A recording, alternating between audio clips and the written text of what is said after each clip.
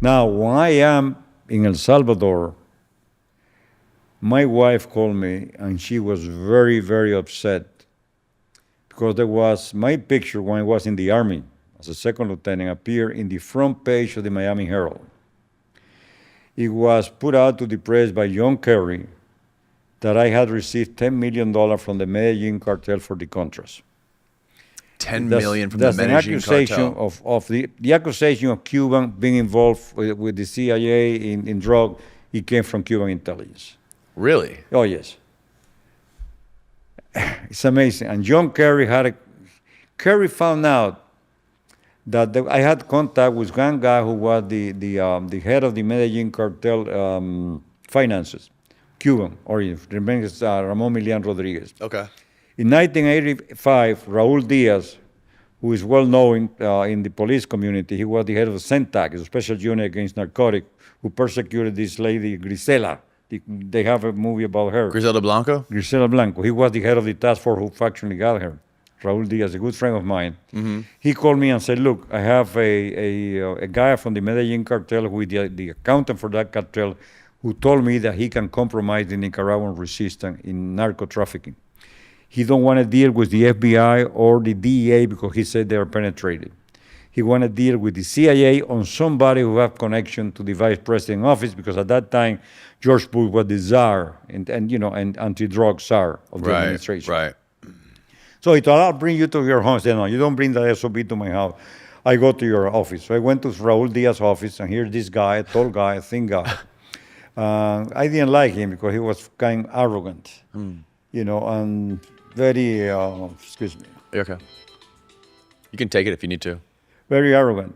And then, I thought I put this thing in. Yeah, I have put in ring, but the alarm doesn't go by the ring. So this guy started telling me that he had a recording from an assistant of Daniel Ortega, who was then president of Nicaragua, who asked him to jump bail. He actually said he went from Nicaragua to Guatemala to call him in Miami.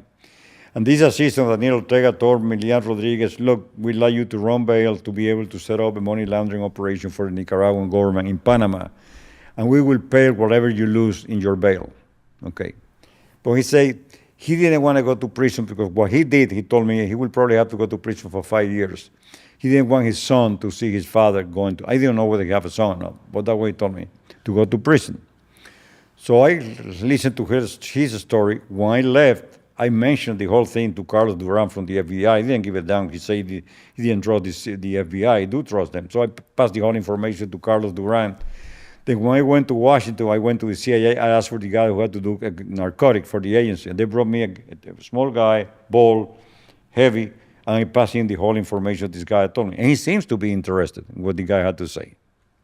Time went by, they never called him. Raul Diaz called me and said, hey, what happened? I said, look, Raul, if they didn't call you, it's because they're not interested.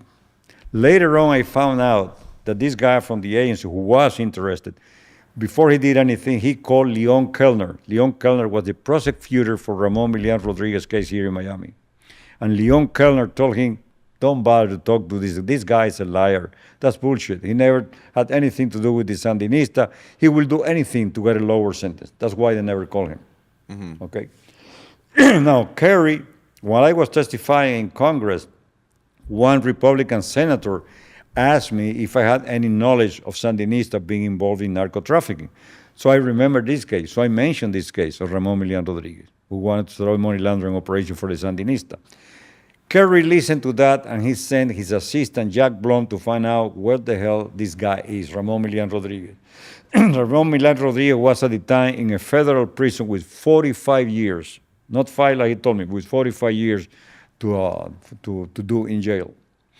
And Jack Blum told him, if you can compromise the vice president through Felix, now you cannot lie to us, it has to be true, but if you can compromise the vice president through Felix, we are going to lower your sentence.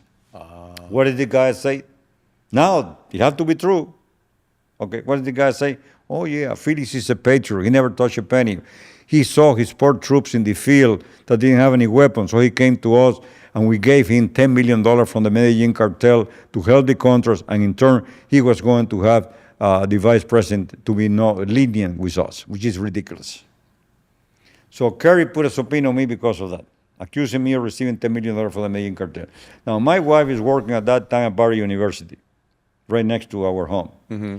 Imagine, front page of the Miami Herald, that your husband has received $10 million from the Medellin cartel. Of course she's upset. Mm-hmm. So she called me and I said, look, Ross, you know that's not true. She said, I know that. I work at the university. You have to clear this. And these people looking at me like my husband is involved with $10 million of the Medellin cartel. So, by the way, you have a subpoena from Senator Kerry's committee here. Say, give me the number. So I called his office. I talked to Jack Blum. I said, look, you don't need a subpoena with me, but send me the ticket in Easter because I am doing mileage. Send me the ticket in Easter and I'll go. So they sent me the ticket in Easter. I flew to Washington. They deposed me for 5 hours at Kerry's office. No, Kerry wasn't there. It was Jack Blum, and the other one was Robinette, who was the assistant of Mitch McConnell. Mitch McConnell was the minority at the time in Kerry's committee because they controlled the Senate at the time. So Kerry was the chairman, and Mitch McConnell was the... At the end of my 5-hour deposition, Robinette and myself from Mitch McConnell's office, myself, we wanted an open hearing. Oh, Jack Blum wanted a closed hearing. I said, what is classified here? Look, I retired from the CIA for security consideration in 1976. This thing happened in 1985. What is classified about it? No, it had to be a close. He didn't want the truth to come out. He didn't want the truth that people believed that we were involved in narco trade. He knew it was going to come out that it wasn't true. He didn't want that to happen. No, it had to be a closed hearing. No choice. Mm. That's why I was so unhappy when I got in. The first thing that I told them, they were all the senators, okay, Mitch McConnell and Kerry in the middle, and all the other senators from both sides of the aisle. And they asked me if I wanted to say something. I said, yes. I look at Kerry and say, Senator, this will be the hardest testimony of my life. Now, believe me, this is happening after my testimony in Congress, which is May 27th, way after that. And I say, what do you say that, Mr. Rodriguez? I say, Senator, it's very difficult to have to answer a question from somebody that you do not respect. And I don't respect you what you're doing here. Mr. Rodriguez, because we disagree with you, we are no less patriotic than you are.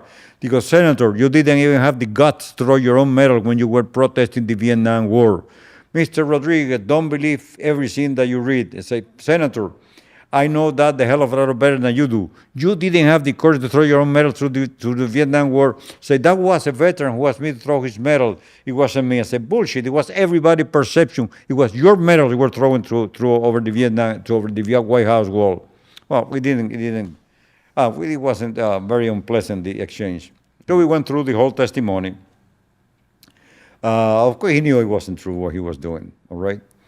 Then we asked for an open hearing.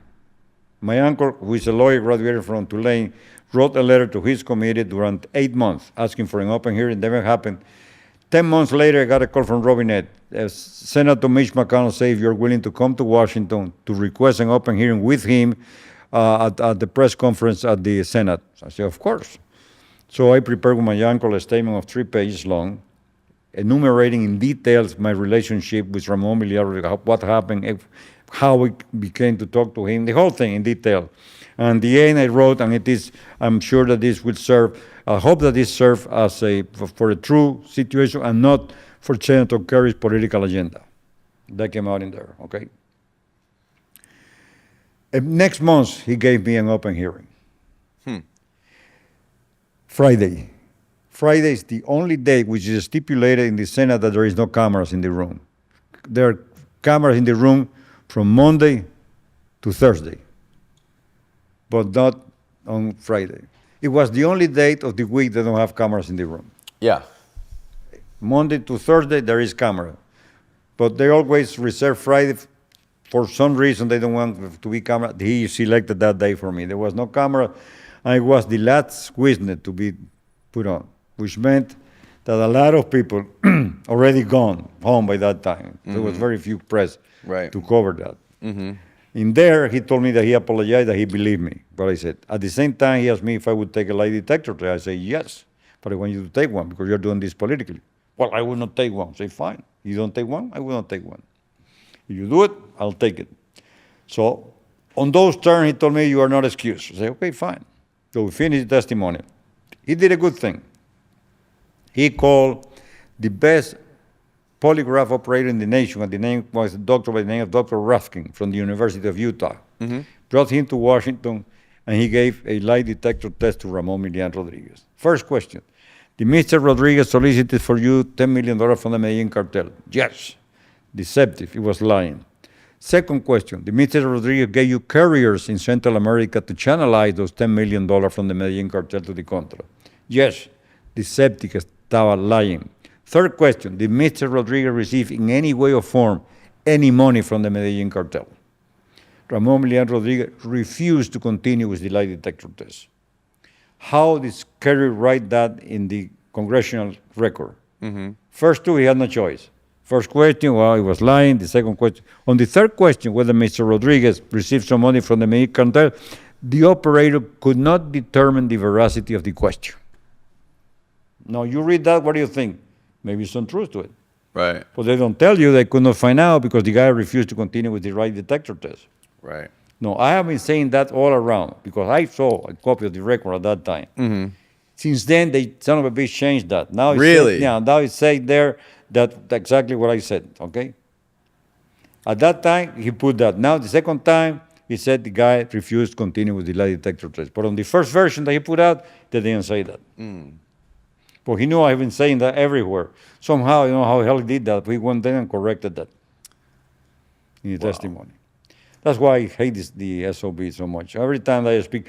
Now, when there was the Vietnam Veteran for the Truth, no, you heard at the time, they had a big rally on the west wing of the Capitol, over 100,000 veterans against Kerry when he ran for president. You remember that? Check. Okay. There was a rally on the west wing of the Capitol. There were 8 speakers. I was one of them. I spoke to the people that was with Kerry in the boat. One night we gathered together. I was one of the 8 speakers, so we all got together in there. He was never, ever wounded in Vietnam. He got 3 Purple Heart. Really? He doesn't have a single hole in his body from a bullet. He would have scratched it somewhere and say that was from a hand grenade or was from a mortar fire, that he got a skirla, metal skirla. The third time, the guy refused to give him the Purple Heart because he didn't deserve it. He had to wait for the officer to change to be able to get the third one. And you know why he did that? Because it was an unwritten law that if you got wounded 3 times in one tour, you could request to be taken away from the operational area. And that's what he did. No, it wasn't automatic. You request. Immediately he requested to leave there. And he claimed that he got some Silver Star. I am convinced that he fabricated that with his friends in the Navy. That is no, he's not. He's a complete fraud. Wow.